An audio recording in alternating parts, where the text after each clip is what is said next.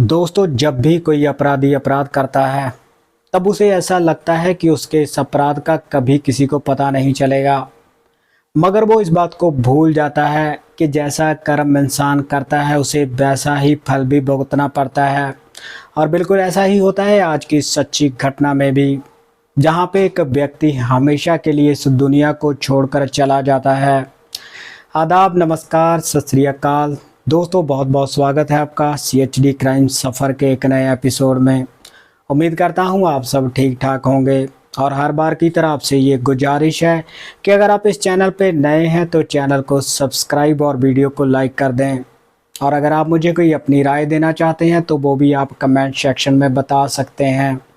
और कहाँ से आप इस वीडियो को देख रहे हैं, अपना नाम और अपने शहर का नाम भी आप कमेंट सेक्शन में लिख सकते हैं, जो कि आगे की वीडियो में लिया जाएगा। दोस्तों, आज की जो सच्ची घटना मैं आपको सुनाने जा रहा हूं वो उत्तराखंड से है। उत्तराखंड में ही एक ज़िला पड़ता है देहरादून, और इसी देहरादून में एक थाना पड़ता है विकास नगर। दरअसल ये घटना है 12 नवंबर 2020 की, जब लगभग शाम के 5 बजे एक महिला नज़दीकी थाने में फ़ोन करती है और वो कहती है कि सर, मेरा नाम रीमा है और मैं आदर्श नगर के वार्ड नंबर 2 की रहने वाली हूँ। मेरे पति राकेश ने हमारे घर पे ही आत्महत्या कर ली है। रीमा, जिसकी उम्र लगभग 27 साल की थी, पुलिस को कहती है कि आप जल्दी से यहाँ पर आ जाएं। अब पुलिस फ़ौरन रीमा के घर पहुँच जाती है। रीमा उस समय घर में बिल्कुल अकेली थी। रीमा अब पुलिस को अपने साथ अपने बाथरूम में लेकर जाती है और वहां जाकर पुलिस देखती है कि राकेश की लाश पड़ी थी और उसके हाथों की नसें कटी हुई थी। उसकी गर्दन पे भी एक गहरी चोट का निशान था। अब पुलिस रीमा से पूछती है कि ये सब कैसे हुआ, कब हुआ। तब रीमा कहती है कि आज सुबह जब मैं सोकर उठी तब मेरे पति राकेश हमारे कमरे में नहीं थे। मुझे लगा कहीं बाहर गए होंगे, थोड़ी देर बाद लौटकर आ जाएंगे। मगर काफ़ी देर इंतज़ार करने के बाद भी जब मेरे पति घर पर नहीं आते तब मैं उनके मोबाइल नंबर पे कॉल करने की कोशिश करती हूँ। मगर बाद में मुझे पता चलता है कि उनका मोबाइल तो हमारे कमरे में ही पड़ा था। और जब शाम के लगभग 5 बजे मैं बाथरूम में जाती हूँ फ्रेश होने के लिए, तब वहां जाकर देखती हूँ कि मेरे पति राकेश की लाश पड़ी थी। पुलिस को रीमा की बातों पे बिल्कुल भी यकीन नहीं होता। पुलिस अब लाश को अपने कब्जे में लेकर उसे पोस्टमार्टम के लिए भेज देती है। और जैसे ही पोस्टमार्टम रिपोर्ट आती है तब उसमें ये बात साफ हो जाती है कि राकेश ने आत्महत्या नहीं की थी, बल्कि उसकी हत्या की गई थी। अब पुलिस रीमा को पूछताछ के लिए थाने में बुलाती है। पहले तो रीमा इधर उधर की बातें बनाती है, मगर जब पुलिस सख्ती से बात करती है तब रीमा टूट जाती है। उसके बाद रीमा जो खुलासा करती है उसको सुन के सब हैरान रह जाते हैं। रीमा, जिसकी उम्र लगभग 27 साल के आसपास की थी, ये चंडीगढ़ के रहने वाले राजिंदर की बेटी थी। साल 2015 में रीमा और राकेश की शादी की गई थी। राकेश, जो कि एक फ़ौजी था और उसकी पोस्टिंग जम्मू में थी। शादी के बाद राकेश अपनी पत्नी रीमा को अपने साथ देहरादून के आदर्श नगर में रहने लगता है।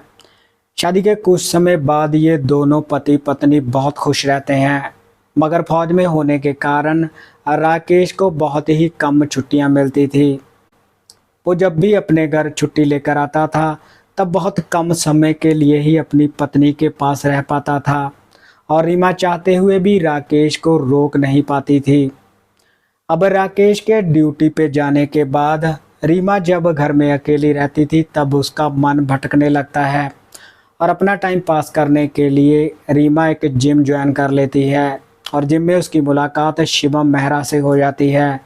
शिवम मेहरा, जो कि पेशे से एक जिम ट्रेनर था, जिसकी उम्र 25 साल के आसपास की थी, जो कि दिखने में बहुत ही ज़्यादा हैंडसम था। रीमा पहली नज़र में ही शिवम को अपना दिल दे बैठती है और जब शिवम रीमा को ट्रेन करता था तब वो इसके शरीर को भी टच करता था और उसके टच करने के इस अंदाज से रीमा समझ जाती है कि शिवम क्या चाहता था। अब रीमा को भी एक मौका मिल जाता है अपने प्यार का इजहार करने का।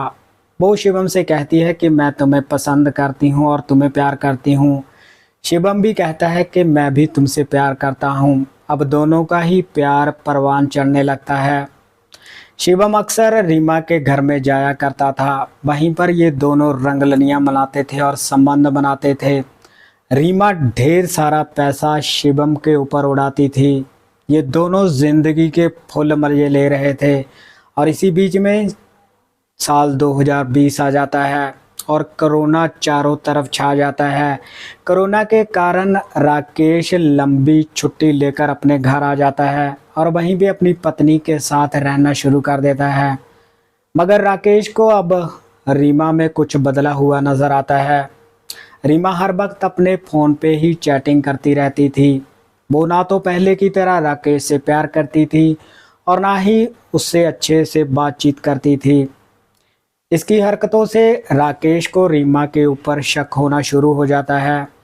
वो एक दिन रीमा से उसका फ़ोन मांगता है चेक करने के लिए, लेकिन रीमा उसे इनकार कर देती है और इस बात को लेकर दोनों में झगड़े होने शुरू हो जाते हैं।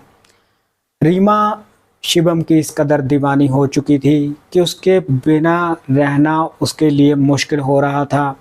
उसे ऐसा लग रहा था कि उसके पति के होते हुए वो शिवम से कभी नहीं मिल पाएगी। दूसरी तरफ शिवम का भी यही हाल था। उनको भी रीमा की लत इस कदर लगी हुई थी। उसका भी रीमा के बिना रहना मुश्किल हो रहा था। अब रीमा एक दिन शिवम को फ़ोन करती है और कहती है कि मेरा पति हमारे रास्ते का रोड़ा है। मेरे पति के होते हुए हम दोनों कभी नहीं मिल पाएंगे। तुम उसे हमेशा के लिए हमारे रास्ते से हटा दो।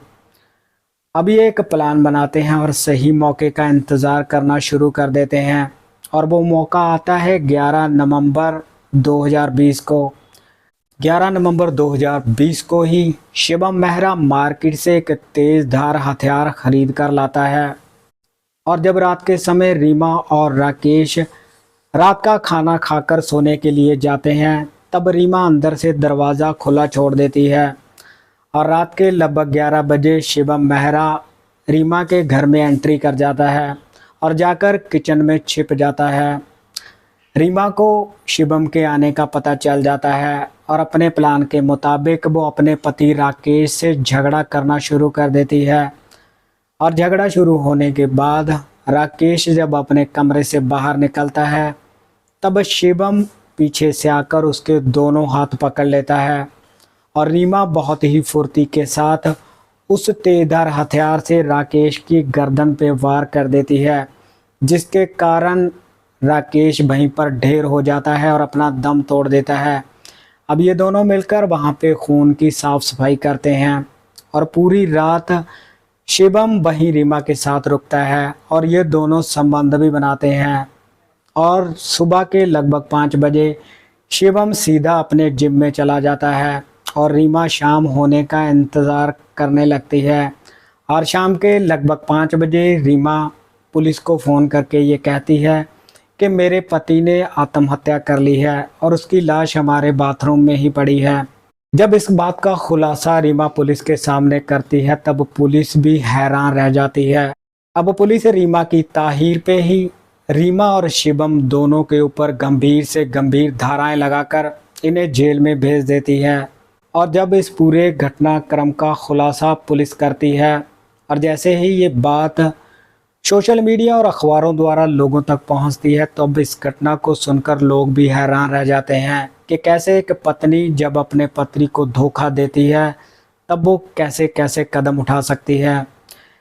इस पूरे घटनाक्रम को सुनाने का मकसद आपको परेशान करना नहीं था, बल्कि आपको जागरूक करना है ताकि आप जहां भी रहें सतर्क रहें। मिलते हैं किसी और क्राइम की कहानी में, किसी और सच्ची घटना में।